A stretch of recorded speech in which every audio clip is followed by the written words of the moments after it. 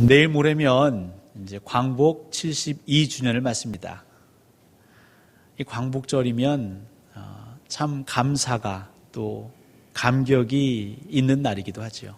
사실 72년이 지났기 때문에 그 감동은 해가 갈수록 줄어드는 듯하지만 다시 한번 그 광복절의 의미를 되새기면 한편으로는 아찔하고 또 한편으로는 감사의 고백이 이어질 수밖에 없는 것이죠. 이런 72주년 광복절을 맞는 이때에 최근에 제 마음이 그렇게 행복하지만은 않았습니다.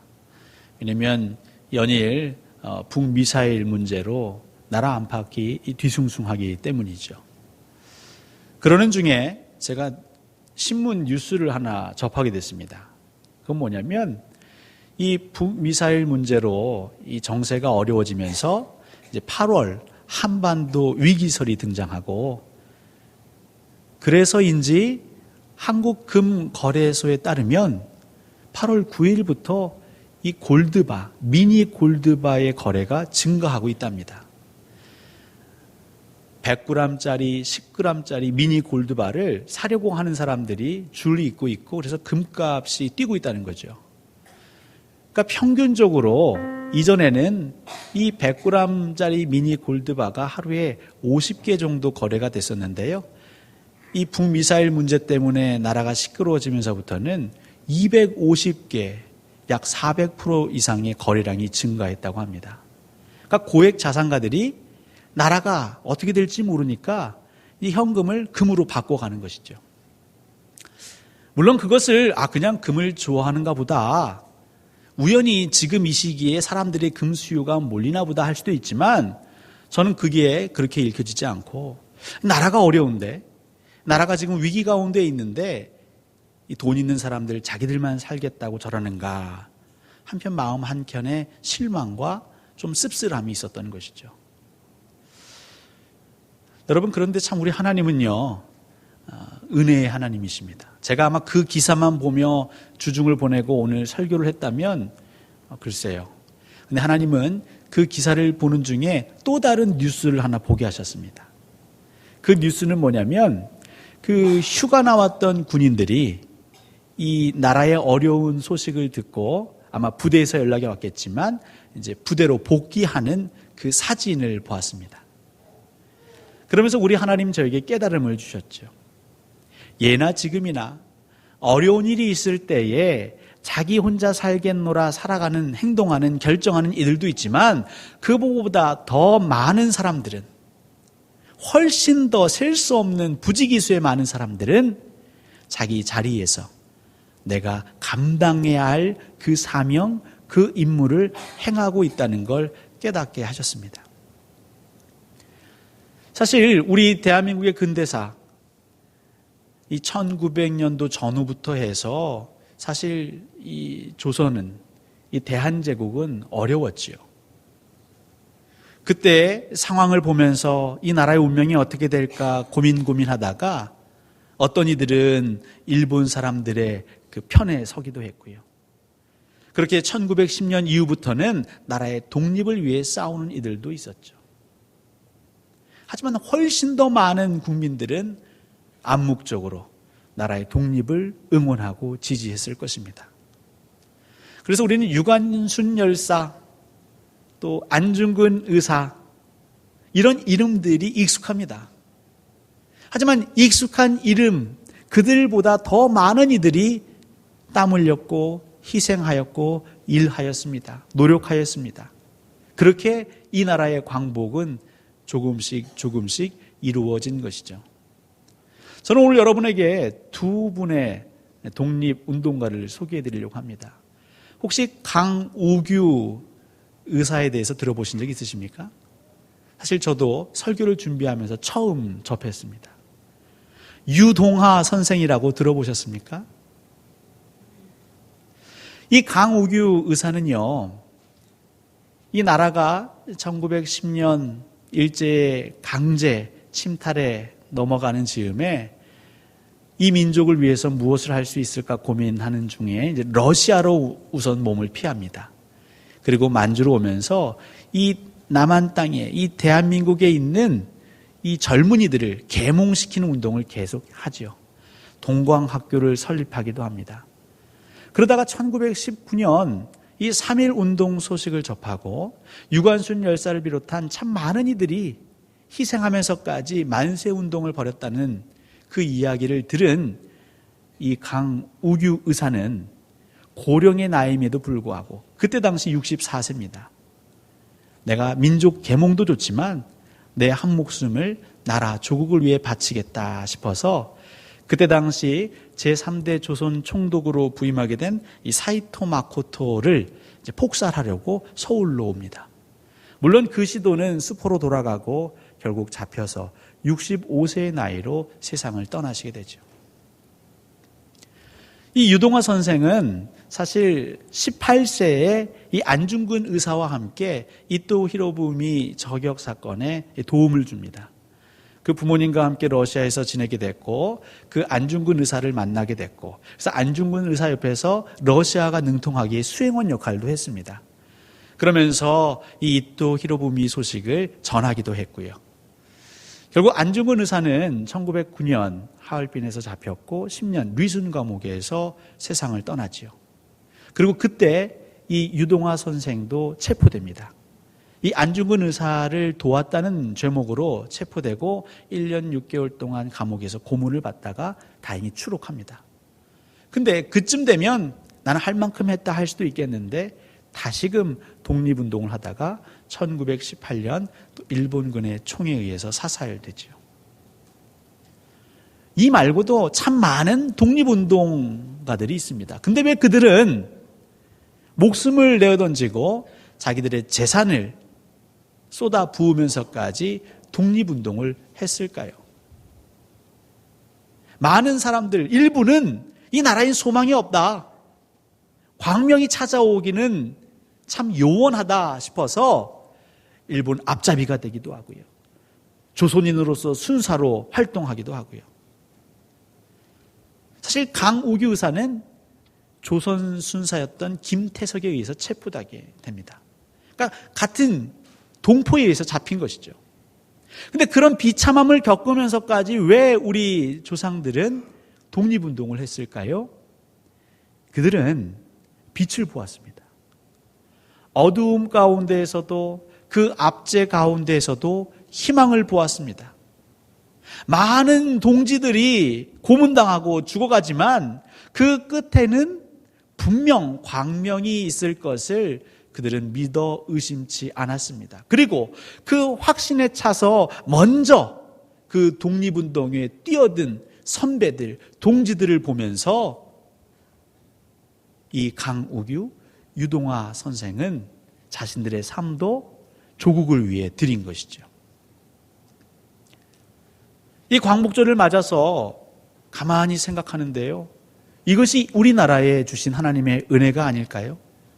많은 이들이 그저 비탄에 슬픔에 좌절에 잠겨서 희망이 없다라고 낭망했다면, 그렇게 부정적으로만 현세를 바라보고 평가했다면, 그리고 그렇게 비참하게 죽어가는 이들을 보며 두려워하고 염려하며 주저하기만 했다면 과연 이 땅의 독립이 광복이 가능했을까요? 하지만 하나님은 참으로 훌륭한 우리 조상들을 주셨습니다. 어두움 가운데서도, 그 낭만 가운데서도, 비관 가운데서도, 괴로움 가운데서도 남들과 다른 눈과 귀로 세상을 살아간 것이죠. 그리고 광복을 맞았습니다. 여러분, 광복은 빼앗긴 땅 그리고 그 주권을 다시 되찾는 것을 광복이라고 합니다. 오늘 제가 여러분과 요한복음 5장 말씀을 읽었는데요. 이 요한복음 5장에도 우리 주 예수 그리스도께서는 하나님 나라의 독립, 하나님 나라의 광복을 위해서 열심으로 일하고 계십니다. 하나님께서 이 세상을 지으셨습니다. 창조하셨습니다. 하나님의 형상으로 사람을 만드셨습니다. 그런데 죄에 의해서 하나님의 세상이 침탈당했죠. 억압받고 압제당합니다. 거기서 많은 이들이 신음하고 있습니다. 그걸 보다 못한 하나님이 일하시고 우리 주 예수 그리스도께서는 하나님 나라의 독립운동가로 일하고 계십니다. 제가 여러분과 이 요한복음 5장 1절부터 18절까지 읽어야 하지만 제가 14절부터 읽은 것은 이 앞부분의 내용은 제가 설명해도 충분히 이해하실 수 있기 때문입니다. 이 14절에 보시면 그 후에라고 나오죠. 그러니까 이 앞에 어떤 일이 있었고요. 그 앞에 있었던 일에 대한 어떤 결론이라고 할까요? 그 해석이라고 할까요? 그것이 14절에서 18절 사이에 기록되어 있는 것입니다. 그러면 이 5장 앞부분에 무슨 일이 있었는가? 여러분이 잘 알고 계시는 베데스다 연못 사건이 있습니다. 베데스다. 여러분, 베데스다는 자비의 집이라는 뜻이 있습니다. 자비는 무엇입니까? 내가 돈을 지불하지 않고도 뭔가 좋은 것을, 귀한 것을 받으면 참 자비를 느끼지요.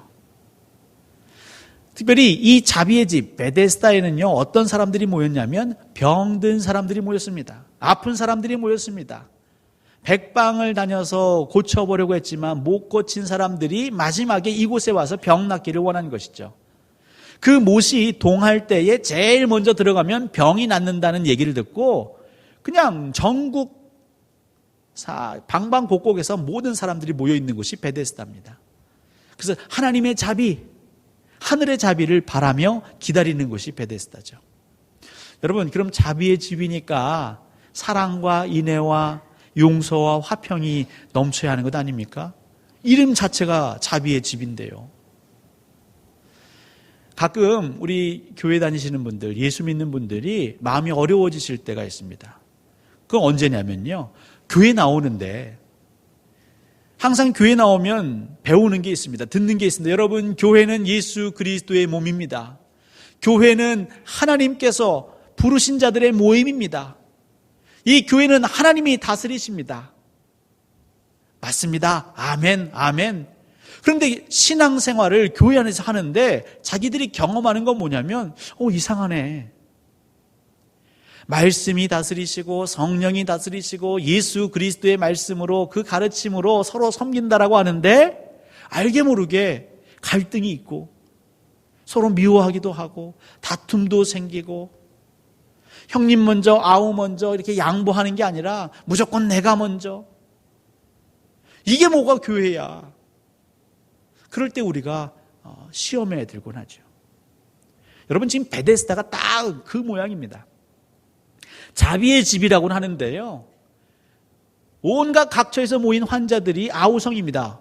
특별히 제일 먼저 그 물이 동할 때 연못에 들어가려고요, 서로 끄집어 당기고요, 목덜미를 그냥 발목을 잡아서 내가 먼저 가겠다고 처절하고 비참하고 어떨 때는 아비규환이 따로 없습니다.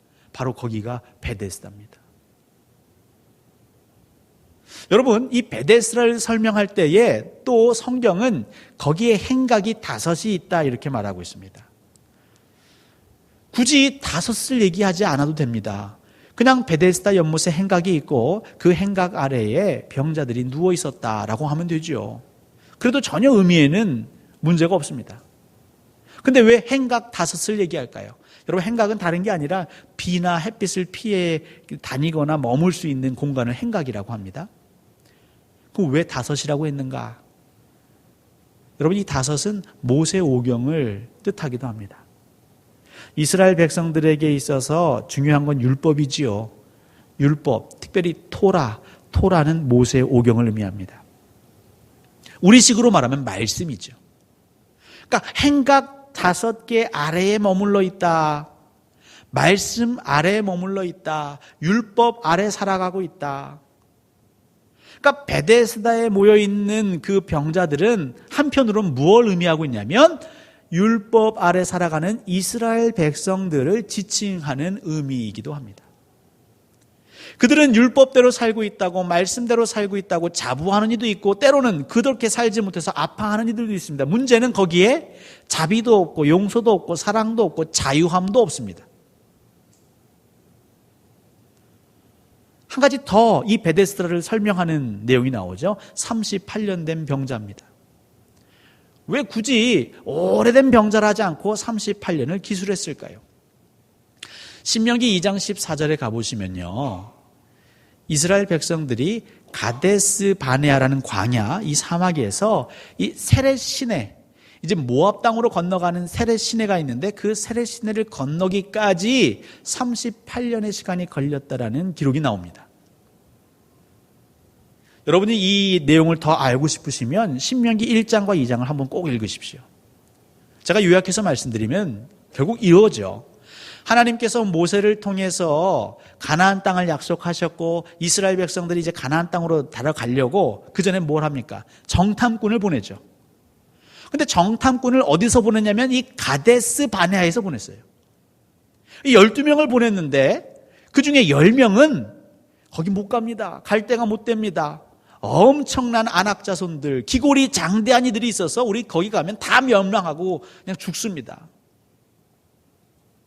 2명은 그래도 우리가 가야 됩니다라고 했는데도 그 10명의 얘기를 들은 거죠. 이 이스라엘 그 장정만 60만이요, 한 200만 되는 그 백성들이요, 가보지도 않고 직접 보지도 않고 지레 겁을 먹습니다. 하나님은 올라가 싸우라고 하는데 우린 못 갑니다라고 거역하고 배반한 자리가 가데스 바네아입니다. 그러다가 공기가 심상치 않으니까 올라갈까? 그래서 올라가려고 싸우려고 하니까 이번에 하나님은 가지 말라고 했거든요. 하나님이 가지 말라고 했는데 또 그냥 고집스럽게 올라가서 싸우다가 대패한 그 사건이 가데스 바네아입니다. 그러니까 하나님께 2번이나 불순종한 그 자리가 가데스 바네아. 그러니까 이스라엘 백성들이 그 불순종으로 인해 시작했고 그것을 하나님이 연단하셔서 결국 세렛 시내를 건너기까지 걸린 시간이 38년이라는 거죠. 그러니까 이 베데스다는 무엇을 의미합니까? 자비의 집이라고 말합니다. 우리는 선민이라고 말합니다. 하나님의 선택된 백성이라고 말합니다. 그리고 우리는 율법을 지킨다고 말하지만 사실 거기에는 사랑도 없고 자비도 없고 인애도 없고 더 나아가서 입술로는 주여 주여 하는데 하나님 말씀에 순종함도 없는 그 공동체, 바로 그 공동체가 이 베데스다 공동체입니다. 그리고 알게 모르게 우리가 살아가는 가정과 일터, 심지어는 교회에서도 이런 모습을 보이고 있지요. 희망이 없지요. 말도 안 됩니다. 우리가 비난하도 누가 뭐라 욕하지 않습니다.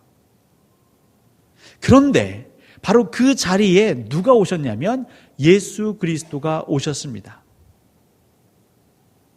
이것이 은혜죠.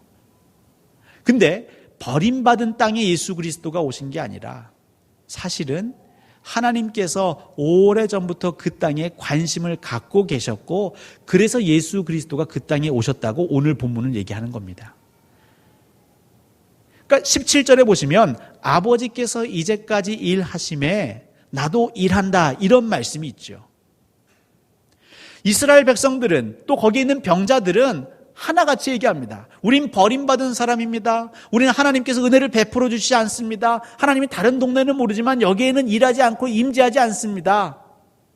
그런 낙심, 좌절 가운데 있는데 예수님은 그렇지 않다. 너희들이 몰라서 그렇지 하나님께서 일하고 계셨고 하나님이 그곳에 마음이 있으시고 하나님이 그곳을 아끼시기 때문에 지금 내가 여기에 온 것이다라고 풀어서 설명하고 있는 것이죠. 사랑하는 성도 여러분, 우리 사람은요 바로 눈에 보이는 것만 봅니다. 그리고 평가합니다. 하나님이 일하시지 않을까요? 하나님이 일하시는 걸 보고 듣는 것이 은혜고 그걸 깨닫는 것이 은혜입니다. 예수 그리스도는 그걸 지금 깨닫게 하시는 것이죠. 말씀을 완전케 하시기 위해서, 온전케 하시기 위해서 예수 그리스도가 오시는 겁니다. 바라기는 여러분들의 가정과 일터에서 여러분 인내하십시오.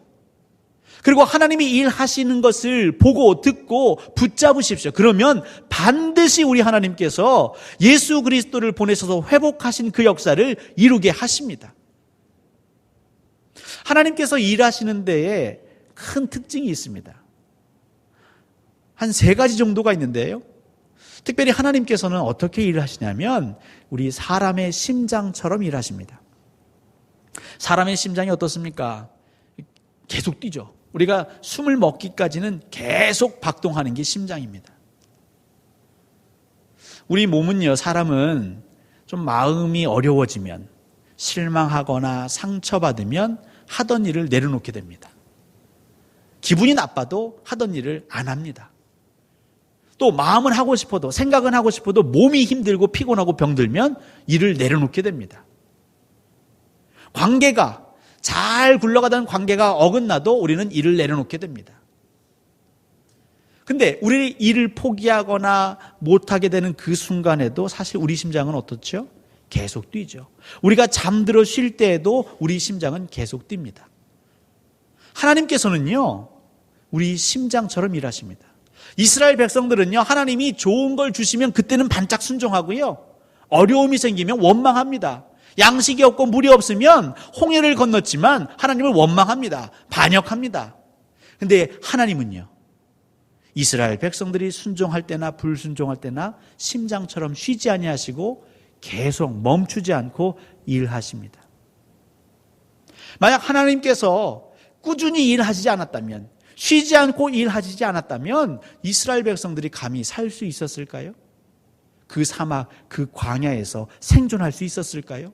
한두 사람도 아니고 200만에 가까운 그 많은 인파가 과연 살아남을 수 있었을까요?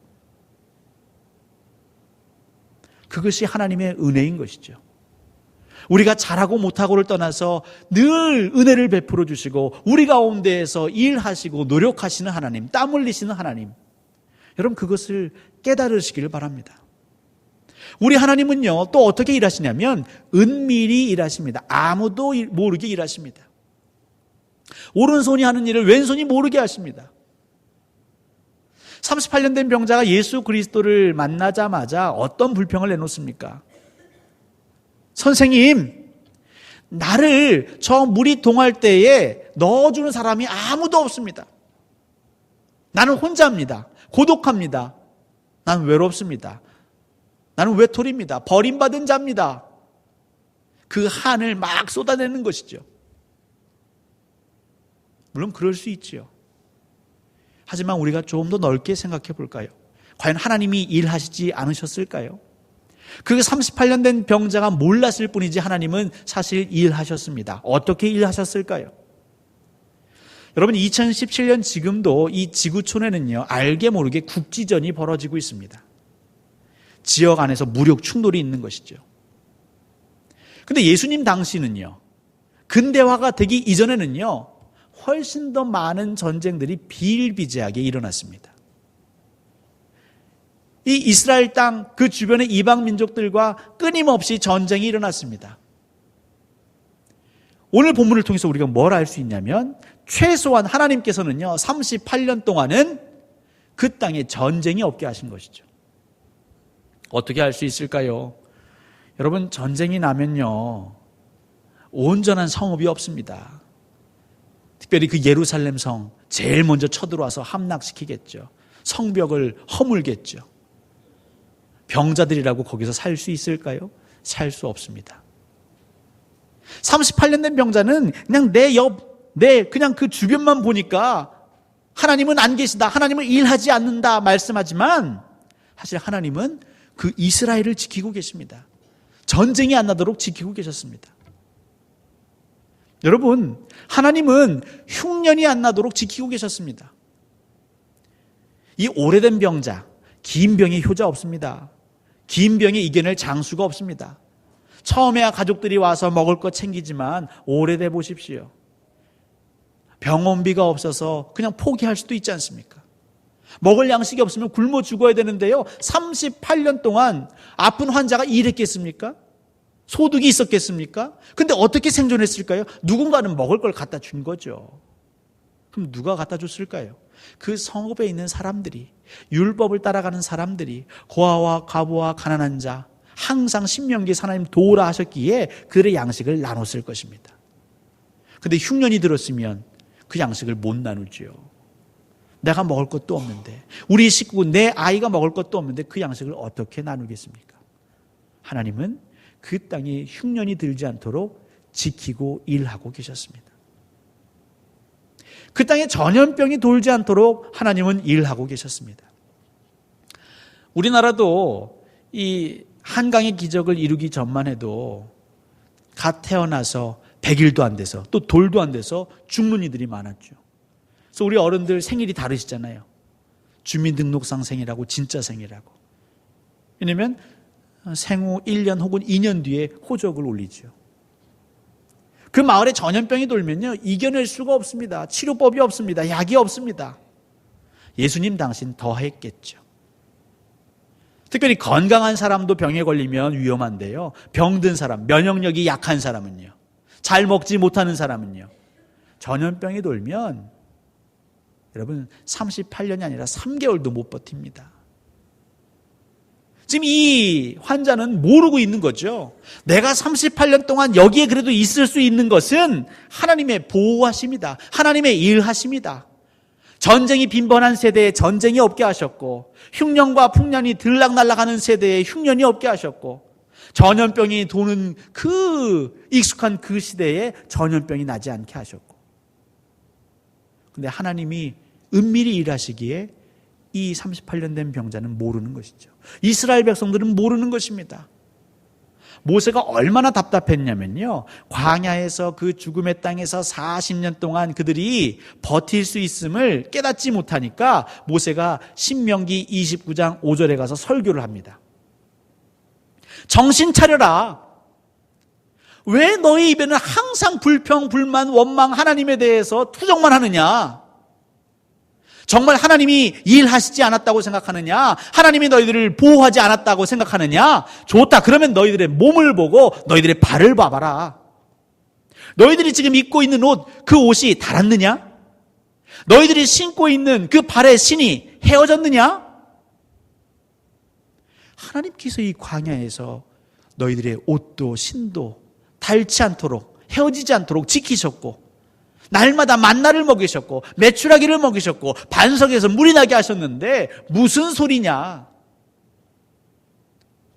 사랑하는 성도 여러분, 오늘날도 비슷한 일들이 벌어지고 있는 것이죠. 내가 힘들다고, 내가 어렵다고, 내가 바라는 대로 이루어지지 않는다고 해서 하나님 어디 계십니까? 왜 하나님 일하시지 않습니까? 왜 내게는 역사하지 않으십니까? 여러분, 여러분의 영의 눈이 띄어지기를 원합니다. 하나님 지금도 일하고 계십니다. 여러분들을 지키시기 위해서 이 나라를 보호하고 계십니다. 저 엉뚱하고 말도 안 되는 북한 정권으로부터 우리 남한을 지켜주고 계십니다. 이것을 보는 것이 은혜인 것이죠. 우리 하나님은 어떻게 일하십니까? 목적을 이루실 때까지 끝까지 일하십니다. 이 독립운동가들은요, 광복이 이루어질 때까지 자기 목숨을 내어던지면서 일했고요, 그것을 본 후배들이, 자손들이 끊임없이 그 목적을 이룰 때까지 일해서 우리는 8월 15일 광복을 쟁취합니다. 여러분, 요한복음 3장 16절부터 17절까지 말씀을 우리는 잘 알고 있죠. 하나님이 이 세상을 이처럼 사랑하사 독생자를 주셨으니 이는 그를 믿는 자마다 멸망치 않고 영생을 얻게 하려 하심이라. 하나님이 그 아들을 보내신 이유는 무엇입니까? 세상을 심판하려 함이 아니라 그로 인하여 세상이 구원을 받게 하려 하심이라. 하나님께서는요, 에덴 동산을 지으신 이후부터, 인간을 창조하신 이후부터 우리를 살리시려고, 구원하시려고 수도 없이 일하셨습니다. 선지자를 보내셨고요, 예언자도 보내시고요, 끝내는 자기 독생성자 예수 그리스도를 우리에게 보내시며 그 목적을 이루실 때까지 일하십니다.